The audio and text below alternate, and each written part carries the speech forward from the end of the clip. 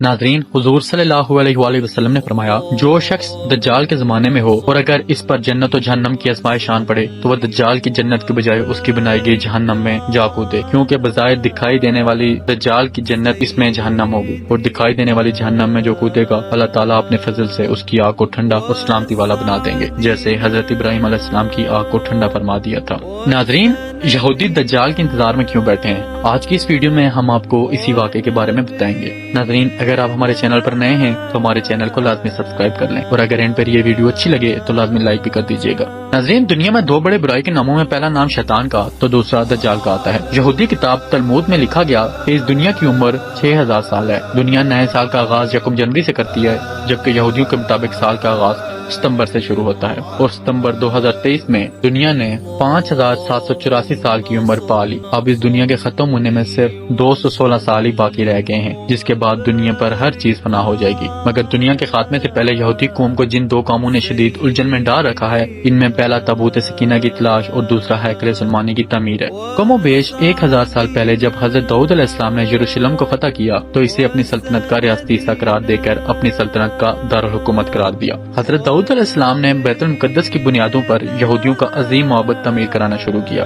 हजरत दाऊद अलैहिस्सलाम के बाद ये सल्तनत हजरत सुलेमान अलैहिस्सलाम के हिस्से में आई तो आपने इस तामीर को आगे बढ़ाना जारी रखा। हजरत मूसा अलैहिस्सलाम का मुकद्दस संदूक ताबूत सकीना, जिसमें तख्तों के 2 टुकड़े, कुछ मनो सलवा, मुकद्दस असा और अनबिया अलैहिस्सलाम की निशानियां मौजूद थीं। ये संदूक हजरत सुलेमान अलैहिस्सलाम के पास मौजूद था। हजरत सुलेमान अलैहिस्सलाम ने इस मुकद्दस संदूक को इस तामीर करदा इमारत में छुपा दिया, क्योंकि उस वक्त बड़े बड़े जादूगर भी मौजूद थे जिन्होंने हर तरफ शर फैलाने में हिस्सा डाल रखा था। अक्सर जादूगरों को हजरत सुलेमान अलैहिस्सलाम ने पकड़कर कत्ल कर डाला। कत्ल होने वाले जादूगरों के कदीम जादुई नुस्खों को भी इकट्ठा करके इन्हीं दीवारों की बुनियादों में दफना दिया था। यहूदी इसी माबद को हैकल सुलेमानी कहते हैं। 586 कबल मसीह में यह हैकल इस वक्त तबाह हुआ जब बाबल के बादशाह बख्त ने अपनी फौज के साथ चढ़ाई की और हैकल को तबाह करते ही इसकी बैरूनी दीवार को छोड़ दिया। इस दीवार का बचा टुकड़ा जिसके सामने यहूदी रोते हुए अपने मसीहा का इंतजार कर रहे हैं, यहूदी इस दीवार को कोदिल और मुसलमान इसे दीवार गिरिया कहते हैं। यहूदी इस बात को मानते हैं कि ताबूत सकीना और जादूगरों के नुस्खों को हजरत सुलेमान अलैहिस्सलाम ने बैतुल मुकद्दस के नीचे छुपाया था। यहूदियों ने जादू के नुस्खों और ताबूत सकीनों को हासिल करने के लिए 3000 साल से बैतुल मुकद्दस के नीचे गार खोदने शुरू कर रखे हैं। इन एशिया की तलाश के साथ साथ यहूदी दरअसल बैतुल मुकद्दस को गिराकर हैकल को यहाँ तक फैलाना चाहते हैं। दुनिया के 3 बड़े मजहब जिनमें मुसलमान, यहूदी और ईसाई हैं,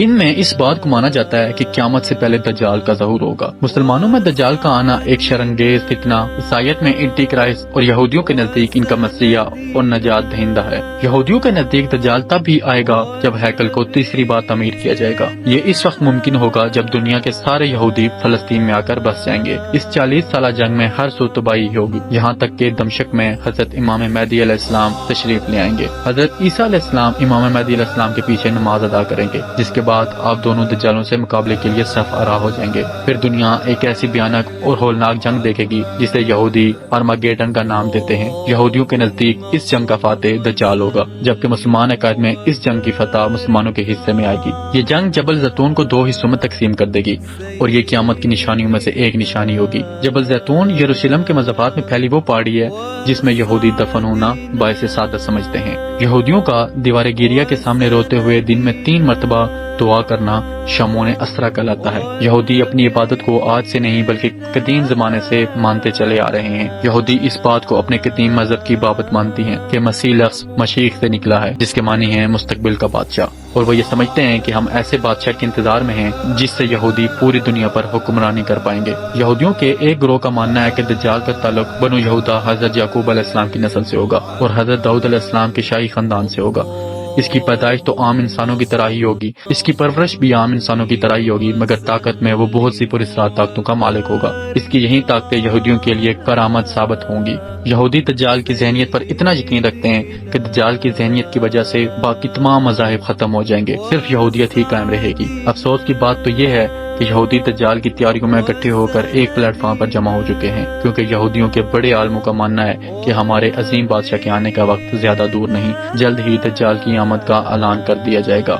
اللہ کے نبی حضرت محمد صلی اللہ علیہ وآلہ وسلم نے سب سے بڑا فتنہ اسی دجال کو قرار دیا ہے اور اس کے شر سے بچنے کی دعا فرمائی تھی۔ ساتھ اس فتنے سے بچنے کے لیے نبی کریم صلی اللہ علیہ وسلم نے دجال کی بہت سی نشانیوں کو امت پر واضح کر دیا تھا، یعنی کہ دجال کانا ہوگا، اس کے ماتھے پر کاف رے یعنی کافر لکھا ہوگا، رنگت سرخی مائل سفید ہوگی، گردن چوڑی، قد چھوٹا جبکہ وہ کمر سے کبڑا ہوگا، لیکن اس کے باوجود بھی وہ طاقت رکھتا ہوگا۔ دجال مشرق سے آئے گا اور مدینہ شریف کی جانب بڑھنا چاہے گا، فرشتے اس کا راستہ دوسری جانب موڑ دیں گے۔ دجال اپنے ساتھ 70,000 کی یہودی فوج کو لے کر دمشق کی جانب اپنا رخ کرے گا۔ دجال اپنے آپ کو خدا کہلائے گا، اس کا رب ہونے کا دعویٰ یہ ہوگا کیونکہ یہ اپنے ساتھ مصنوعی جنت و دوزخ کی پانی کی نہر اور خوراک کا ذخیرہ اپنے ساتھ لے کر چلنے والا ہوگا۔ حضور صلی اللہ علیہ وآلہ وسلم نے فرمایا، جو شخص دجال کے زمانے میں ہو اور اگر اس پر جنت و جہنم کی آزمائش آن پڑے تو وہ دجال کی جنت کی بجائے اس کی بنائی گئی جہنم میں جا کودے، کیونکہ بظاہر دکھائی دینے والی دجال کی جنت اس میں جہنم ہوگی، اور دکھائی دینے والی جہنم میں جو کودے گا اللہ تعالیٰ اپنے فضل سے اس کی آگ کو ٹھنڈا اور سلامتی والا بنا دیں گے، جیسے حضرت ابراہیم علیہ السلام کی آگ کو ٹھنڈا فرما دیا تھا۔ شیطان کی ایک فوج بھی ہوگی جو اس کا ساتھ دے گی، جو بارش برسائے گی۔ ناظرین، اللہ پاک ہمیں اسلام کے قوانین کے مطابق زندگی گزارنے اور ان پر عمل پیرا ہونے کی توفیق عطا فرمائے۔ امید کرتا ہوں آج کی یہ ویڈیو آپ کو اچھی لگی ہوگی۔ اللہ پاک سے دعا ہے کہ کوئی کمی بیشی ہوئی ہو تو وہ معاف فرما دے۔ امید کرتا ہوں آپ کو آج کی ویڈیو اچھی لگی ہوگی۔ اگر ویڈیو اچھی لگی ہے تو لازمی لائک کر دیں۔ پھر ملیں گے اپنی کسی نئی ویڈیو میں۔ اپنا بہت زیادہ خیال رکھیے گا۔ اللہ حافظ۔